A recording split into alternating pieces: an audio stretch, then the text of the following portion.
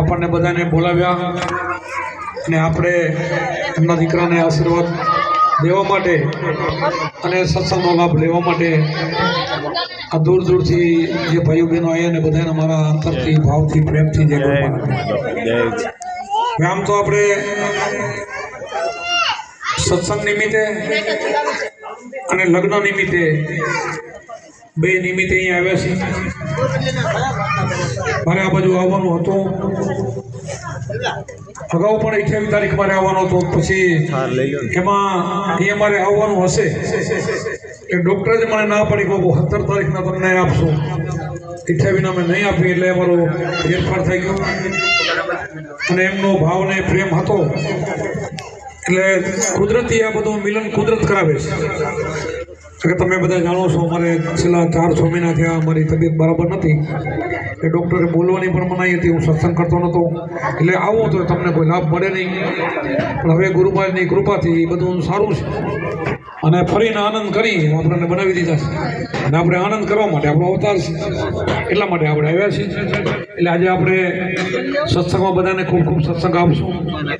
તમે તો બધાએ અહીંયા મારા શિષ્યો કે મારા પોતના શિષ્યોનો શિષ્યો જે બધા સમજદાર છો, જેને ગુરુનો ભેદ મળ્યો એ અગમ ભેદની જેણે તલાશ કરી અને પોતાનું સ્વરૂપને ઓળખ્યો એનો બેડો તો પાર થઈ ગયો, કારણ એ તો લક્ષ 84થી છૂટી ગયો। 84 લાખ યોની ભટકી ભટકીને એક માણસનો અવતાર મળે છે। દેવોને દુર્લભ એવો આપણને માણસ અવતાર મળ્યો છે।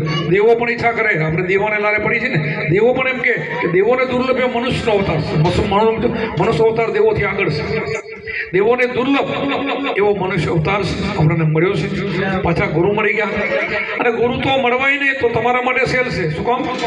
અત્યારે ગુરુ મળ્યા પછી જેને નવી જ ભક્તિ છે, નવો જ અવતાર છે, 84 માઇલો એને થોડીક મહેનત કરવી પડે, પછી તો ભજન કરીને આમાંથી નીકળી જાય ને એને તો પછી ફરી ફરીને મનુષ્ય અવતાર મળે, ફરી ફરીને જુગો જુગ, એક જુગ નહીં પછી તો સંત બીજ પટે નહીં, જુગ જાય અનંત ઊંચ નીચ ઘર ઉતરે થાય સંતના સંત, ગમે ત્યાં વર્ણની અંદર એનો અવતાર થાય અને નાનપણમાં એને ગુરુ મળી જાય, ઘરે બેઠા મળી જાય, એવું આપણે એવો સરળ આપણને ઉપદેશ મળ્યો છે, એવો સરળ આપણને ગુરુ મળ્યા છે।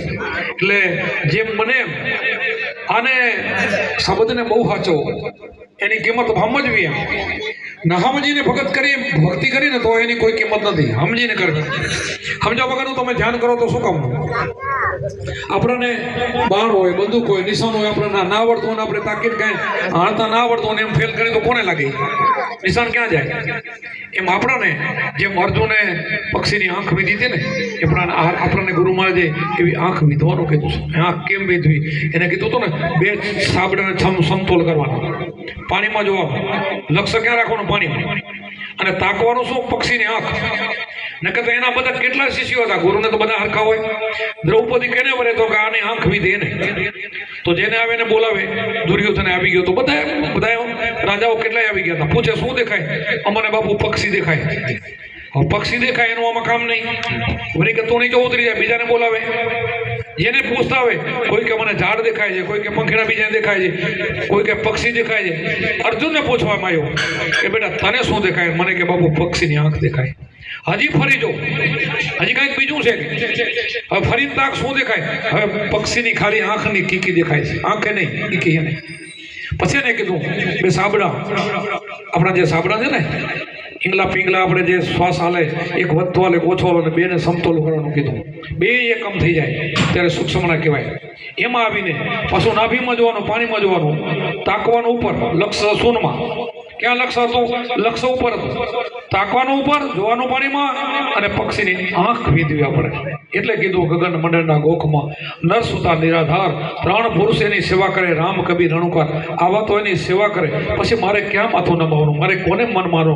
જે પરમાત્મા છે, આખા દુનિયાનું રટણ કરવાવાળો, એનું રક્ષણ કરવાવાળો, અને બધાને આ બધું જે કરવાવાળો, બધું જાણવાવાળો છે, એ મને મળી ગયો, અવિનાશી જે મળી ગયો, એ મળી ગયા પછી મારે બીજું કોનું ભજન કરવાનું, કોને નમવાનું?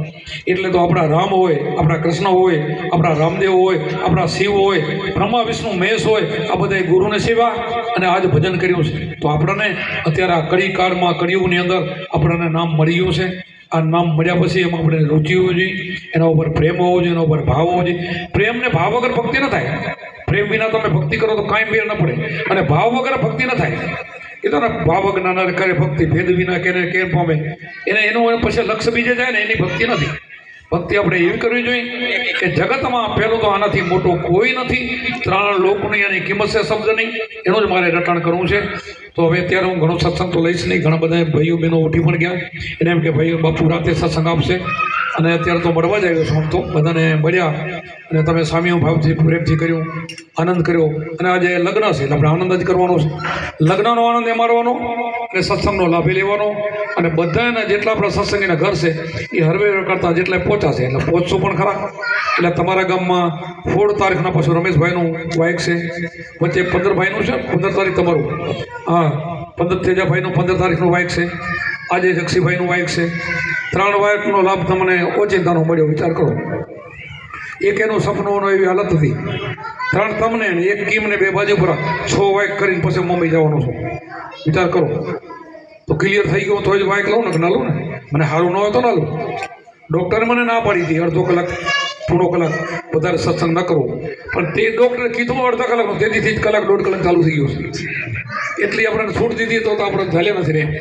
કારણ કે આપણો અવતાર જ એટલા માટે છે, રહી શકતા નથી આના સિવાય. આના સિવાય બીજું કાંઈ ગમતું નથી. વ્યવહાર છે ને મોરો લાગે. કીધું મરજીભાઈ નસો પીધો થઈ ગયા ગુલતાની, 8 પોર જેના મન ઉદાસી નથી, સંસારમાં આશા સંસારની નથી, સંસારની આશા છૂટી ગઈ. હવે તો એક જ આ પ્રેમીજન તમે બધા મારા, તમે અમે તમારા, એમાં આપણે લાગ્યું રહેવાનું છે. અને અમારું જગાડવાનું ફરજ છે, તમારે જાગવું એ ફરજ. ગુરુનો ન માનો તો પછી જમ પડકારો કરે, ગુરુથી અવર હાલો ને તો પછી જમ પડકારો કરે. પછી એને ભગવાન રામ કૃષ્ણ ન બચાવી શકે, કોઈ દેવ દેવીઓ પણ બચાવી નાખે. કારણ કે કોઈની તાકાત નથી. ગુરુ દાવો છોડી દીધો સીધો જમ પડકાર કરે. કોઈ એનું હોય તો કાંઈ વચ્ચે હાલતું હોય તો દેવ દેવીને આપણે આખી જિંદગી બધી આપણે ઓળવાય પૂજન, તો એ લક્ષ રસીમાં કેમ જાય છે? ક્યાં કોઈ રોકવા આવે છે? છેલ્લે કોઈ રોકવાની હોય, કોઈની સત્તા નથી ને. સત્તા પુરુષ તમારી અંદર બેઠો છે, એનું ભજન કરવાનું છે, એનું સમન કરવાનું છે. આપણને સમન મળ્યું છે, એટલો બધો મહાન આપણી અંદર બેઠો, એને ઓળખો.